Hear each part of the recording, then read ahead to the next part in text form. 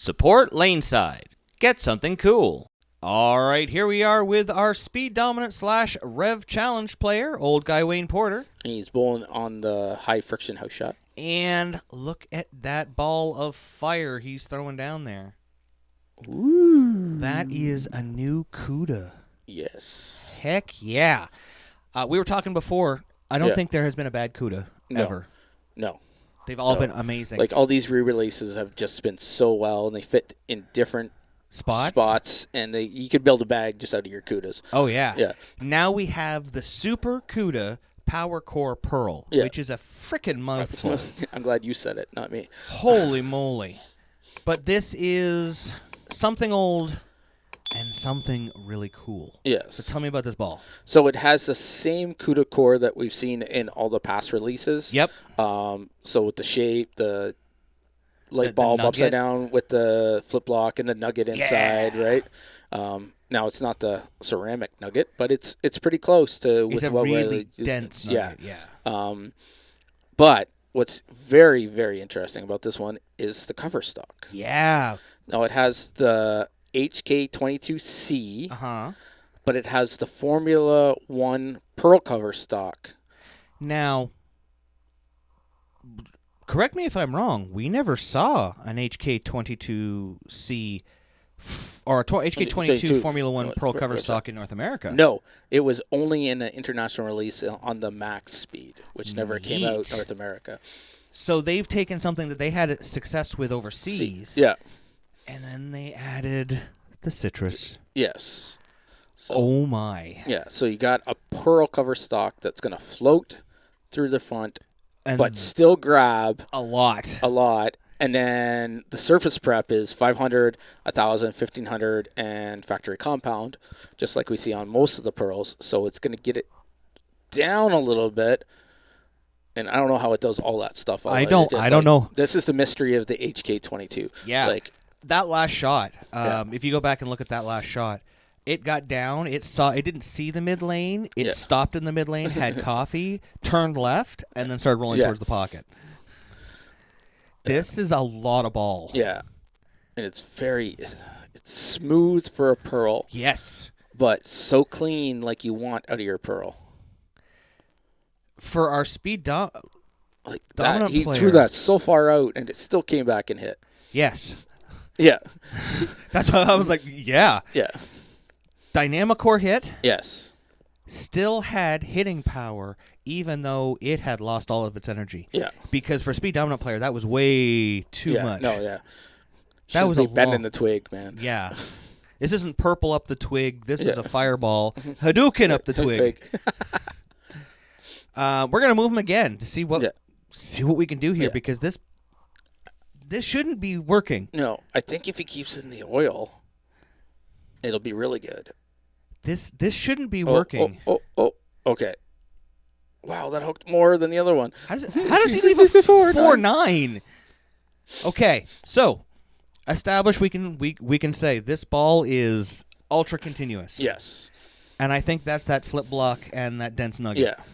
Well, that's what I mean. I really like the roll on this for a pearl ball. Yeah. Like it's the new pearls. Like, well, we won't get there yet. We'll talk about how much you hate pearls on yours. Okay, yeah. Just seal your hate. Yeah. Here we are with the bonus.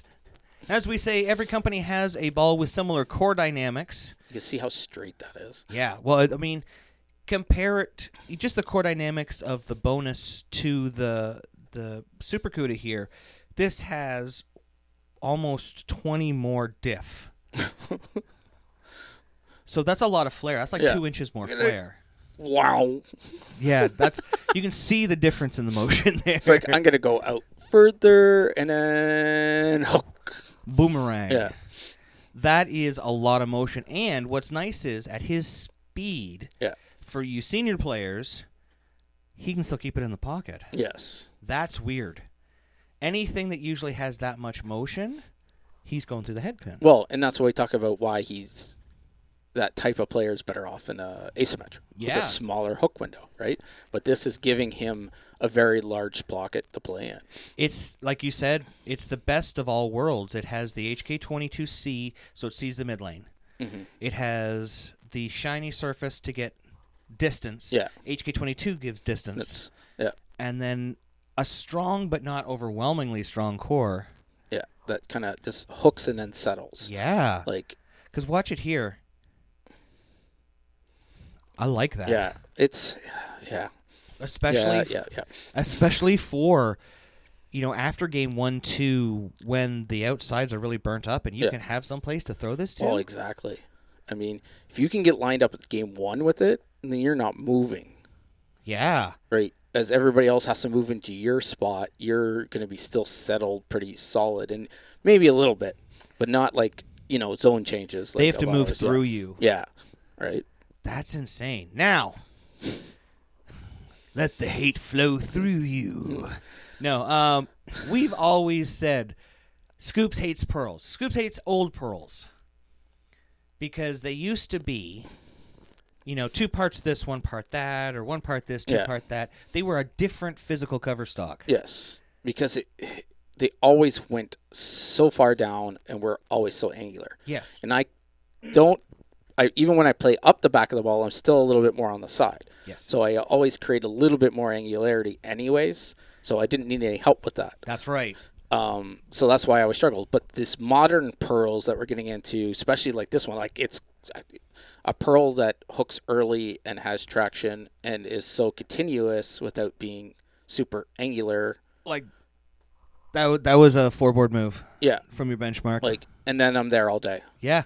Like, I'm not going to stay there, but, like, because we want to show you, but.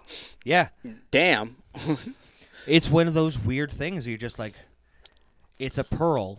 Yeah. But it's a pearl, but it's not a pearl. And you hit it on the nose. It's the modern pearl because it's additive packages. Yeah.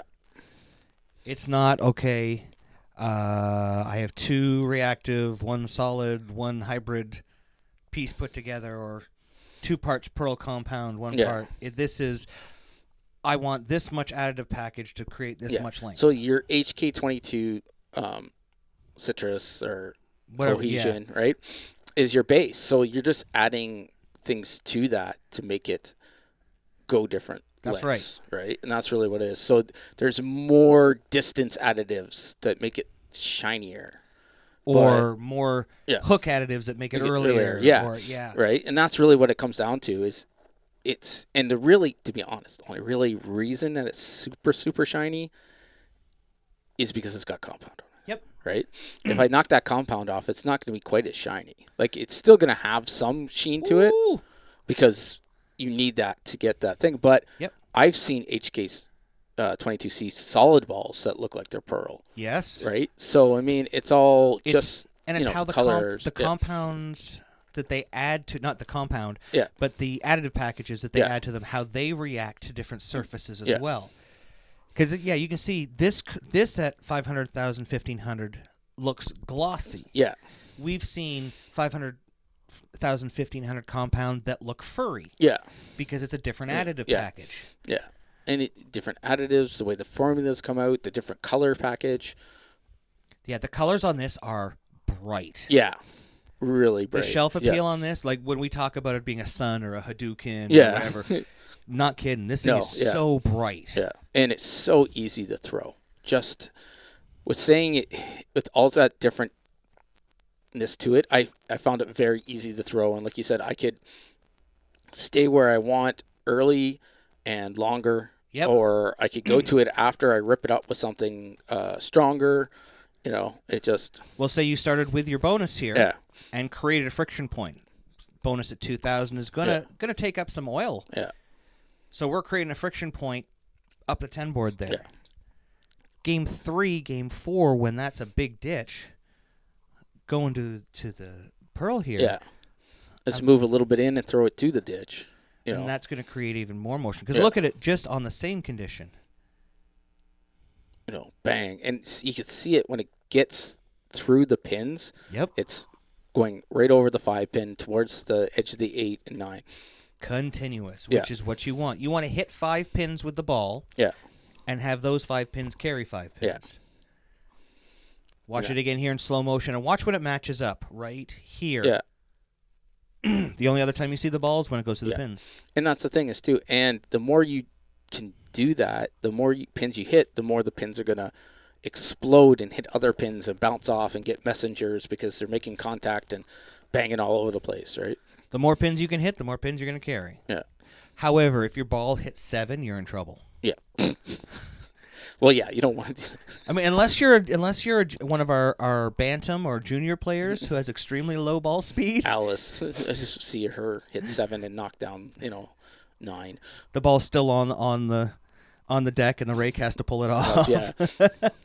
Shout out to Alice. Hey. Woo! All right, so here we are on the lane level, and just give it a watch here. Watch how it comes off the spot. Watch where it goes through the pins. This is the smoothness of the 1500 underneath. Oh, so good. With that compound to give it that little bit of extra length. Yeah. So amazing looking. Yeah. Now, here comes Hadouken. Because here comes the bearded beast. The king of two-handed style, of bad two-handed style. I was kind of happy with this ball. I'm not going to lie. It hooked a lot. I expected it to hook a lot. Well, I went with a strong layout. Yeah. You look at the valve angle there, 4.5 inch by 30. Tons of flare, very fast response. I knew it was going to hook from my benchmark spot. I specifically wanted to see what was going to happen when I got deeper on this ball. Oh, exactly. Right. You have a benchmark ball. I have a great benchmark ball. Yeah. I wanted to know, because we've talked about it this whole video, creating a friction ditch, moving left, throwing it to the ditch. Yeah. Let's see what happens when we start to move. So let's say we move, I don't know, 4 boards? One zone. 4 boards makes sense. Zone change, because we were Brooklyn. There we go. Oh.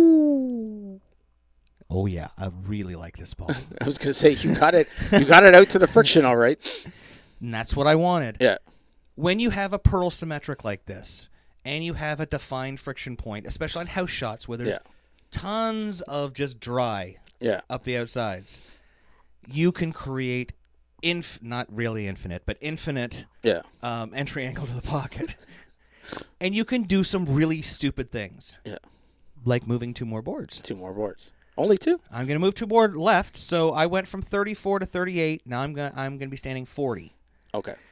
It's where I start, not where my feet end. That was me trying to get around it. Yep. You got around it all right. Look on my face. Yeah. Ooh, crap. You were definitely inside in the oil longer, too. Like, your mark was about 3 boards left, too. Like, so I have to throw this thing out. Yeah. If you're going to get around the ball and you're going to speed up the response speed, and I have a fast response layout on this ball, and it has a fast response cover, which all means it responds fast to friction, you miss, you're going to pay a price. I was going to say that adds up. That adds up a lot. And, that's something that we talk about a lot on the show is response speed.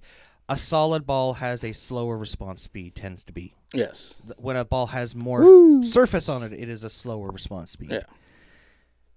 We've put all the response speeds to mega high here. Yeah. Down lane, it's going to go as soon as it sees friction. It's going to hook, and here we go. Well, you saw the first shot that I got it to the gutter, how fast it responded. I may have made this one a little too fast. Yeah. I'm going to move again. I'm going to move 5 boards. So I'm going to move about 45, 48 here. Yeah. It's where my feet are starting. Oh, that's good. I could tell that was good. Just halfway down the lane, just looking at the roll on it. I could come out forward on that one. I didn't have to come around it. I knew it was going to react. I'm going to move another 3 boards. Yeah. So oh my. I just keep opening my hips. I keep turning. I keep my feet on, say, 48. Yeah. And I add 2 boards to my heels. So my toes on 48, my heels on, say, 50. I'm pointing my belly button towards my mark. So very important. Very important, getting that belly button moving towards your mark. And I'm just trying to roll the ball towards my mark. You missed. I missed. Still carried, though. Dynamicor. You see that? Oh God. Yeah. But that's what I mean. It's such an interesting ball with that nugget in there that helps the density too, and just helps it stabilize and just That top flip block Yeah. makes it flip. yeah, it flips it over, and then the nugget kind of goes, okay, you're there now. We're just gonna stay here. You're gonna pad your bottom. Yeah, You're a bad little nugget. This thing is amazing. yeah, no, I'm gonna try that one more time to try to get that a little farther that's a out. little better. It still Yeah. went out over the 8-pin. Like this, for my two-handed players, Yeah. I might not go as fast response as I No, did. no, you don't need to. I mean, they're aiming it for medium oil too, so you might not want to. Yeah, Look at you this. might want to, take her a little bit easy. Whee! Yeah. That was from 40, so Yeah. that was... I mean, the other thing you could do is if it's like this, you could always knock that the compound off. Hit it with a 1500 pad, and then I would kind of level it out so it rolls a little bit early. I was but- thinking of hitting it at like 500 and then putting compound and polish on it, so it would just go straight. It would still probably hook 20 boards. Yeah. But This is, of all of the Cudas, this might be the most aggressive Cuda. yes, that's why it's a super Cuda. Oh, yeah, I get that. All right. Super. Because look at Look at it. the difference you can create. Yeah. That's nuts. That is a lot of motion down Yeah. lane. A lot of motion through the pins. Yeah. This is a lot of motion. HK22C, Yeah. Formula 1 Pearl. This isn't a fish. No. This is Jaws. Like, just watch it peel off that. Is that with the 2-board? Yeah. And it went through the pins, too. yeah. It didn't deflect. It was still heading towards the 8-pin. It's not like it ran out of energy. This is... Yeah, well, you see it even more here. Oh, yeah, just watch where it gets out to. I think that was the 2-board. Yeah. I swear it's the 2-board. That's the Rattler, and I got it to the 5. Yeah. Like, that's pretty far out for Yeah. me. 5, 4, it's outside. Yeah. But this one, you can definitely see it gets... I'm tickling the gray boards. Like, watch it peel off here. Watch. Whee! Yeah, that was definitely like 2, 3. Yeah. I forgot to watch where it went through the pins. We were Damn too it. busy watching where it is. Okay, well, super slow-mo now. We have time. We can follow the whole thing. All right. Now let's watch where it goes down the lane here. It's going to come off my hand at... Come on. So it's over 4th to 2.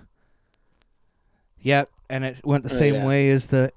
Yeah, it wasn't out- quite over the 8-pin, but it was... 8-9. Yeah. Yeah, that's a lot of bite. Super. Holy crap! All right, get your Hadouken now when it comes out. Thanks for watching. Don't forget to like and subscribe and turn on notifications so you never miss a show.